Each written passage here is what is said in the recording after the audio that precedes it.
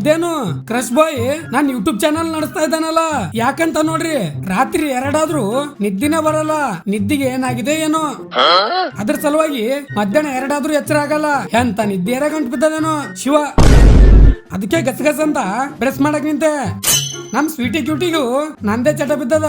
ಒಂದ್ ಆಗೋತನ ಕೊಯ್ಯೇನಲ್ಲ. ಹಂಗೆ ನನ್ ರಾಣಿಗೆ ಸ್ವಲ್ಪ ಎನರ್ಜಿ ಡ್ರಿಂಕ್ ಕುಡಿಸಿ ಹಾಸ್ಟೆಲ್ ಬಂದೆ. ಹಂಗೆ ಶಿಸ್ತು ಕುಂತು ಸಪಾಸಟ್ ಕೂಡ ಮಾಡ್ದೆ. ಬರುವಾಗ ನಮ್ಮ ಸ್ವೀಟಿ ಕ್ಯೂಟಿಗೆ ಅನ್ನ ತಗೊಂಡ್ ಬಂದು ವಿಡಿಯೋ ಎಡಿಟ್ ಮಾಡಕ್ ನಿಂತೀನಿ.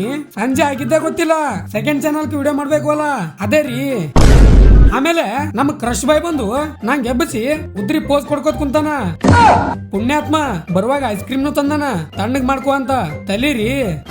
ಆಮೇಲೆ ಎಲ್ರು ಸೇರಿ ನನ್ ರಾಣಿ ತಗೊಂಡು ನಾವು ಬಂದ್ವಿ ಸಾಯಿಬಾಬಾ ಟೆಂಪಲ್ ಕ.